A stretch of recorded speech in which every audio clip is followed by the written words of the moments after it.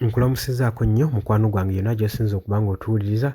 Ntegeeza nti okola kyamaanyi nnyo okubeera ku mayengo gano.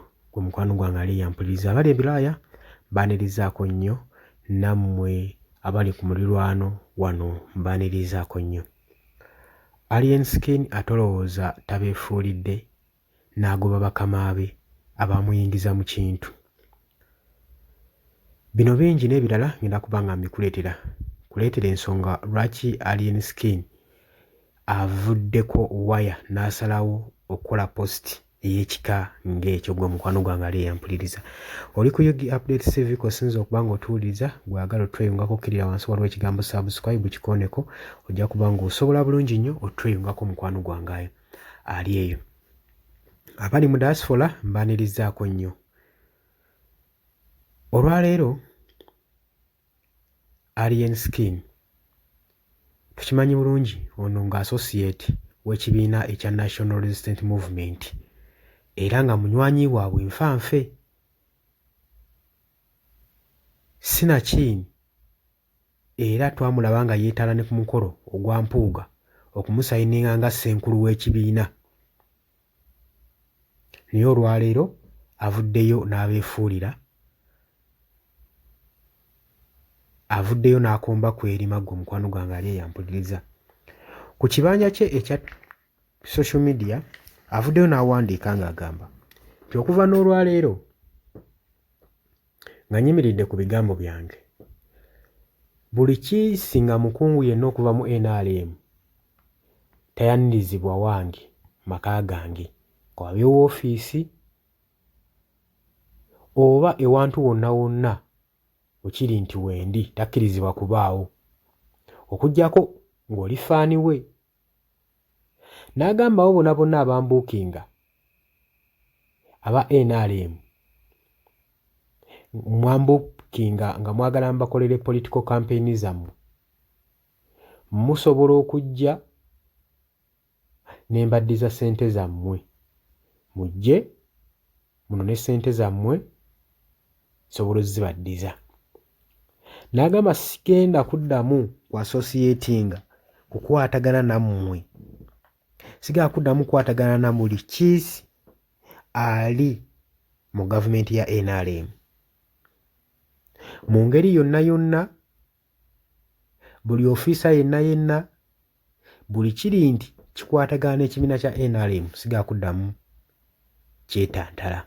Era okuva n'olwaleero munveeko munneesonyiwe. N'abaali bampadde ssente zammwe ezigenda okukola campaign nazo muzinone. Oyo abadde Alien Skin, kyekiviirako Alien Skin okwogera oba otuuka mu mbeera eyo, ate nga tulaba abadde banywanyi nfanfe nga basazaamu kimu n'ekibiina kino ekya NRM, nga yabulako katono okutta nakyo omukago ebbanga eriyise emabega. Ki ekiyinza okuba nga kimuviiriddeko embeera eno gw'olowooza mukwano gwange? Nti Alien Skin ennaku eziyise emabega babadde mu lutalo ne Palaso. Palaso yamuyingirira n'ayonoona buli kiisi kye yasanga mu kompaawundi gw'omukulu ono Alien Skin, okwasaasa mmotoka, buli kimu n'akyonoona. Mu kuvaayo Alien Skin yaloopa ku poliisi, omusango yagutwala ku poliisi, era twalabaawo ebyakolebwawo byakolebwawo.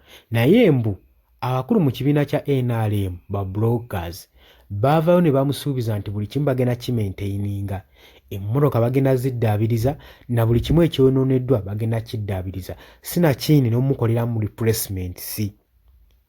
Kati omukulu atudde ebbanga eryekulungula ng'alaba tempaawo kikolebwa wadde n'akanyego okuvaayo eri gye bali, n'avaayo n'agamba eno teebeera emmanya ya nkoko. Kyaba asituse mu butundu obw'ekitalo, n'akwata ebbankaluwa, n'akwata peeni na bbankaluwa, n'abaako obubaka bw'ateeka ku kibanja kye. Gwe mukwano gwange ali yampuliriza, n'abusindikira ab'omukago ab'ekibiina banywanyi nfanfe aba NRM.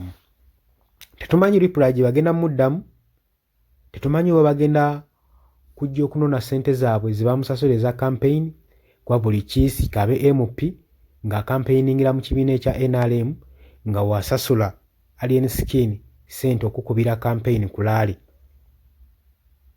Ezo mmya n'emmye zeerabire. Wabula abagambye bwe kiba kisoboka musobola okuyitirayo ewe ne muzinona. Olowooza ki ku nsonga eno gwe mukwano gwange? Ebibiina by'obufuzi naddala ekiri mu ruling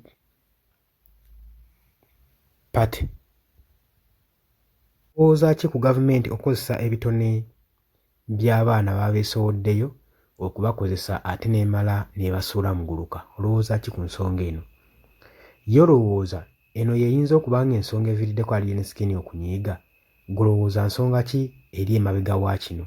Kwaniriza mu comment section. Bw'ayagala otweyungako kirira wansi waliwo ekigambo subscribe kikooneko, ojja kuba ng'osobola bulungi nnyo naawe otweyungako osobole okuba ng'otwegattako. Mbaagala nnyo, mwebale kwekumira ku mayengo gano.